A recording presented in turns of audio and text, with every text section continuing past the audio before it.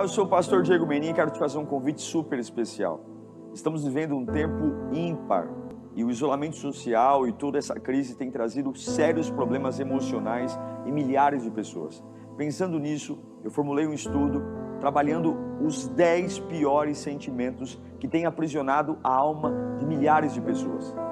Nós vamos trabalhar uma série de ministrações todas as segundas e quartas-feiras, nas próximas 5 semanas, sempre às 9h30 da noite, e vamos falar desses 10 piores sentimentos.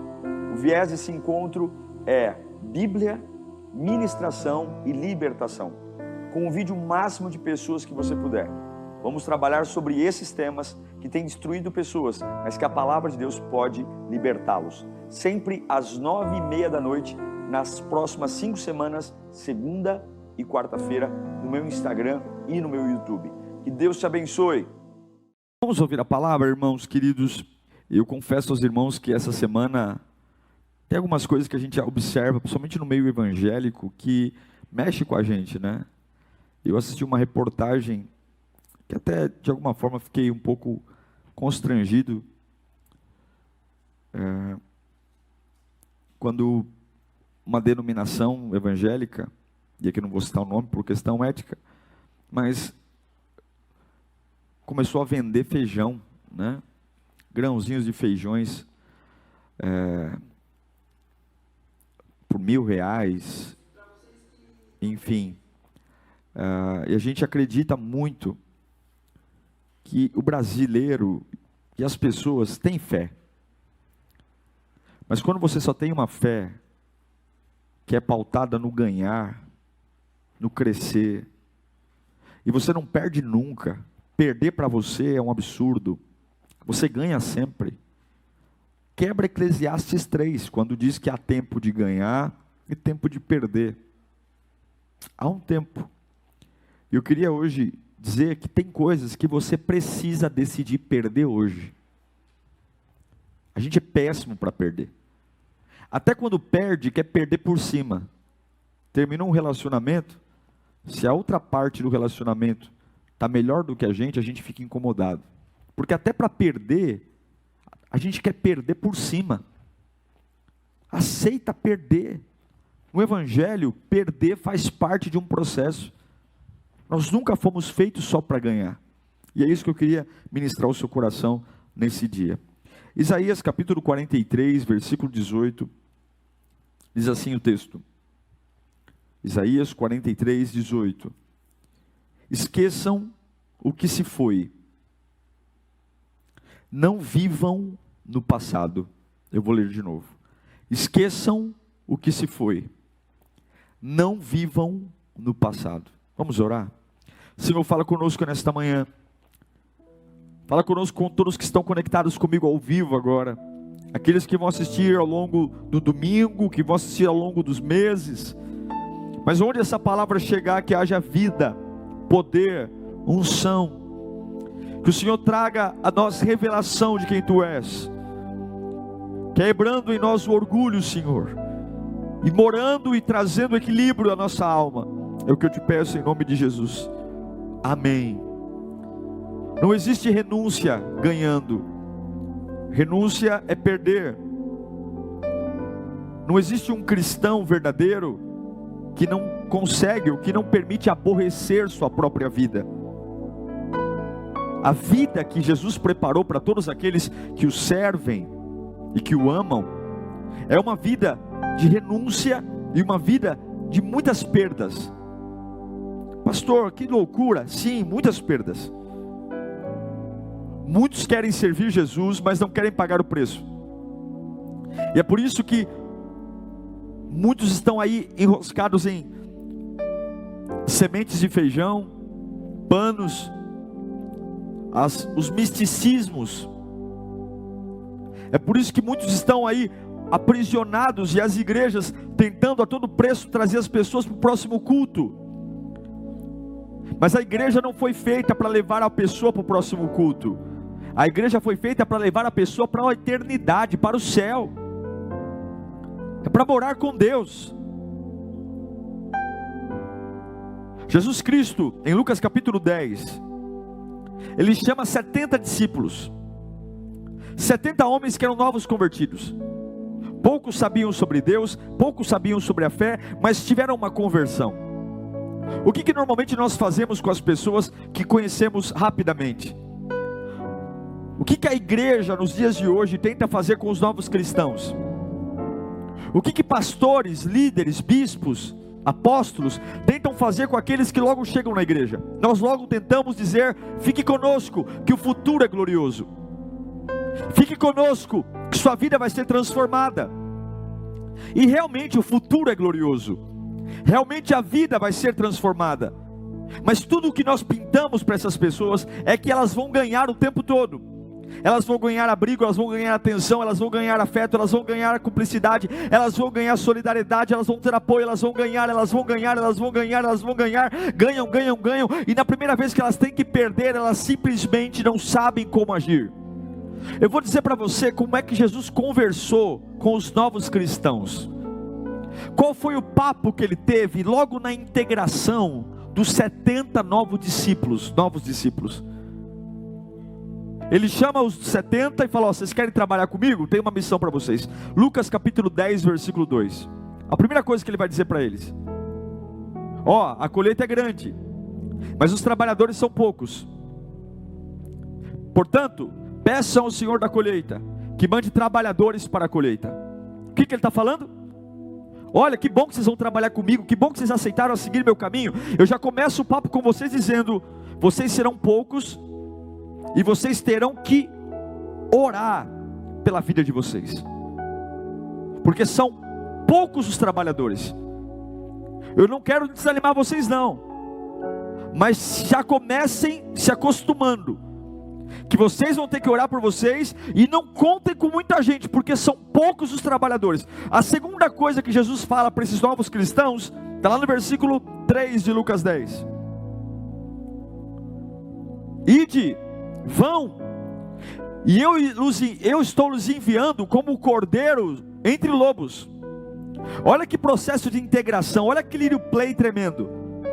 Olha que boas-vindas. Além de vocês serem poucos e terem que orar por suas vidas, vocês correm risco de serem mortos nesse projeto, porque eu estou enviando vocês como cordeiros no meio de lobos. Que palavra motivadora, né? Ele não está falando aqui no caso, nesta época, muito de morte física, porque havia uma perseguição de prisões contra os cristãos. Mas nos nossos dias, a morte espiritual, emocional, a morte opressora. Olha, eu estou mandando vocês como cordeiro no meio de lobos. Então se preparem para serem caluniados, injustiçados, perseguidos por perversidade, enfim, se preparem. Aí sabe o que ele vai dizer para os novos cristãos, preparando eles para a missão? Lá no versículo 4, de Lucas 10. Não levem bolsa, nem saco de viagem, nem sandália, Jesus falando, e não saudem ninguém pelo caminho. Além de vocês serem poucos, além de vocês terem que orar por vocês, além de vocês correrem risco de morrer, tem muitas vezes que vai faltar provisão, vai faltar o necessário, e vocês vão estar sozinhos. Então não levem bolsa, não levem saco de viagem, e não cumprimentem ninguém pelo caminho. O que ele está falando? Muitas vezes me servir é não ter lugar para estocar nada, não ter alimento, não ter provisão, e principalmente estar sozinho. Mas há uma recompensa.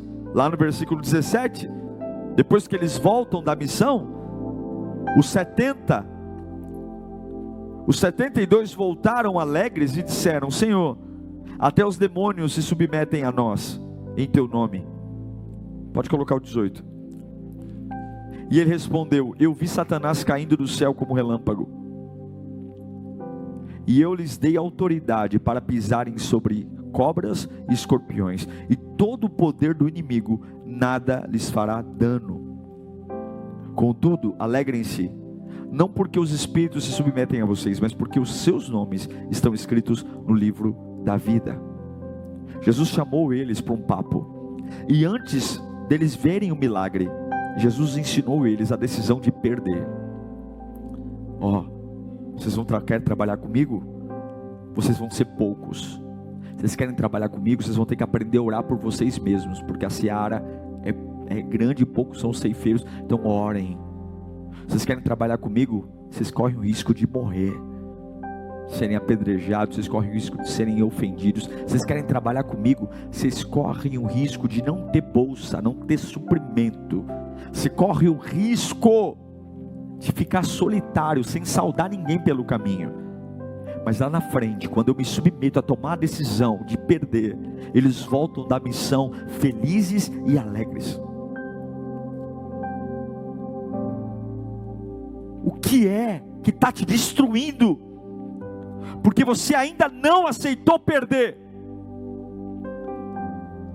Não adianta você enterrar um sentimento vivo. Não adianta você sepultar algo que está vivo. E o evangelho não é grão, caroço de feijão. Evangelho é a capacidade de suportar. Em Lucas capítulo 15, Jesus conta 3 parábolas. Eu não vou me ater muito a elas. Ele conta 3 parábolas falando sobre perda. A parábola da ovelha perdida, da dracma perdida e do filho perdido. O que ele está ensinando?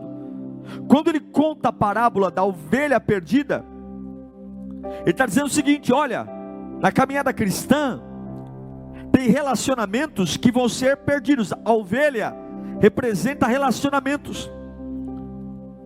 Não quer dizer que eu preciso deixar os relacionamentos acabarem e não sentir, mas ele está dizendo, numa vida cristã, relacionamentos acabam. Lute para restaurá-los, mas não se surpreenda quando acabar. Aprenda a perder. Quando ele conta a parábola da dracma perdida, ele está dizendo o seguinte: você vai ter perdas financeiras. A dracma simboliza valor. Além de perder relacionamentos, você vai perder valor, dinheiro, pode perder um carro, uma casa, uma oportunidade de emprego. Aceite perder, não quer dizer que você não precisa ir atrás disso, não quer dizer que você não pode lutar para recuperar o que perdeu, mas simplesmente não faça de uma perda o fim do mundo. Quando ele conta a parábola do filho pródigo, a perda do pai que vê o filho indo embora, ele está dizendo que também na vida teremos perdas da família. Então essas 3 parábolas nos ensinam que por mais saudável que você seja, por mais especial, por mais que você ore, perdas estão constantemente nos rondando. Perda de relacionamento, perda de valores e perda na família. E em todas elas, eu posso lutar para recuperar, desde que eu decida reconhecer quando perdi.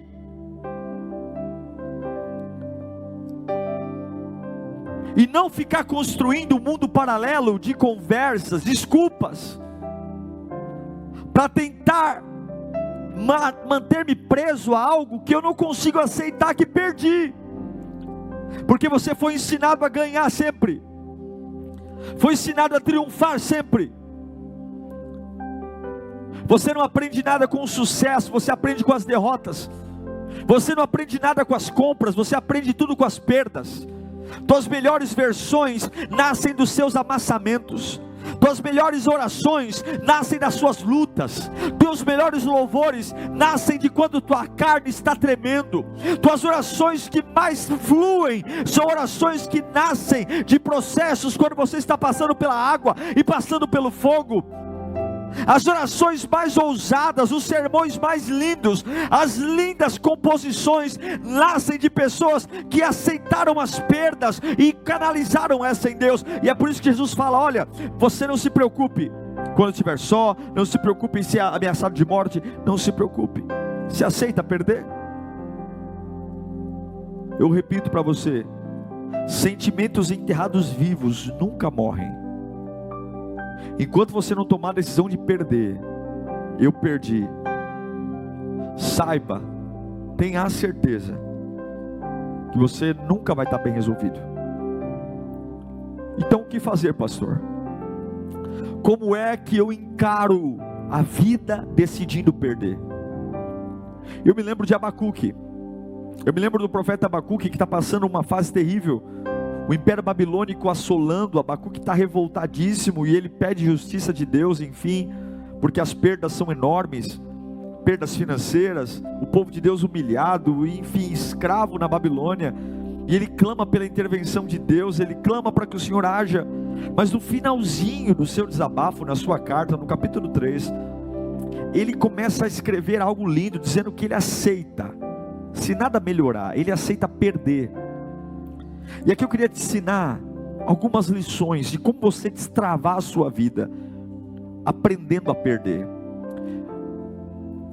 aprendendo a soltar algumas cordas, aprendendo a desligar algumas coisas. Veja, um pensamento não cura outro pensamento. A fé é o que movimenta o mundo espiritual, e a fé é a atitude. Não adianta você querer, de alguma forma, músicas, elas alegram a alma, mas passam, a emoção passa, conversas boas com conselheiros passam, mas a sua atitude, ela fica. Permanece aquilo que você toma atitude, é só o que permanece, é só o que fica. E Abacuque está passando por uma série de perdas, só que agora no meio das perdas, ele fala o seguinte: eu não vou mais sofrer por isso. Ele toma uma decisão, de dizer o seguinte: se for preciso aceitar perder, eu vou assumir a perda. Como? Primeira coisa, está no versículo 17, na parte A de Abacuque 3,17. Ele vai dizer o seguinte: que mesmo não florescendo a figueira, mesmo não havendo uvas nas videiras, mesmo falhando a safra de azeitonas, não havendo produção de alimento nas lavouras. O que Abacuque está falando? Mesmo que eu perda, eu estou assumindo a condição de perder a lavoura esse ano. Eu estou perdendo, eu estou assumindo a condição de que eu não terei isso de volta. Eu não terei mais esse emprego de volta, eu não terei mais essa família de volta, eu não terei mais o que eu estou assumindo essa condição. Eu vou parar de remoer. Então, mesmo que a figueira não floresça, mesmo que não haja fruto na vide, eu estou declarando isso, mesmo que eu estou aceitando perder, eu estou reconhecendo que eu não terei isso de volta. Eu quero dizer uma coisa: o fato de Abacuque não ter colhido, o fato de assumir a perda da não colheita, ele está dizendo: isso não vai me impedir de plantar de novo. E é isso que eu quero declarar na sua vida hoje. Você não voltou a plantar ainda, porque você ainda não aceitou a não colheita de antes. Você não voltou a plantar algo novo da parte de Deus, porque você ainda não digeriu o fato da figueira não ter dado fruto. Você ainda não digeriu, mas existe uma lei chamada lei da semeadura. E quando você para de plantar por não aceitar uma colheita que não veio, quando você para de plantar porque está revoltado, porque a figueira não floresceu, porque a vide não deu o fruto da oliveira, você está interrompendo uma fase nova. E Deus manda eu te dizer hoje: o fato de você não ter colhido nada nos últimos anos, não está impedindo você de começar a plantar agora, numa época de pandemia. O fato de você não ter colhido nada nesses últimos anos, não tira de você o direito de começar a plantar hoje. Aceite a perda dos últimos anos, aceite a tragédia dos últimos anos, aceite os colapsos dos últimos anos, mas volte a plantar agora, diz o Senhor. Diz o Senhor. Ele vai dizer em Abacuque 3,17, na parte B, no final: e nem as ovelhas do curral, e nem bois dos estábulos.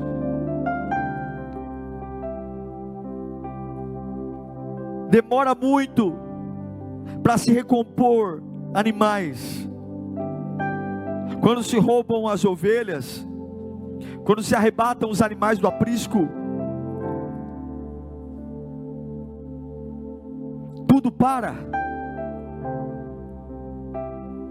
Assim como o pastor espera que o rebanho venha para dar a provisão, a lã, o leite, a carne, Abacuque está dizendo: mesmo que o tempo passou,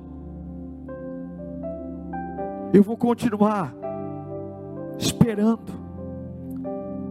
Eu vou comprar de novo um bezerrinho, eu vou comprar de novo uma ovelha, mesmo que a minha perda me faça a gastar mais tempo, mas eu vou saber esperar de novo.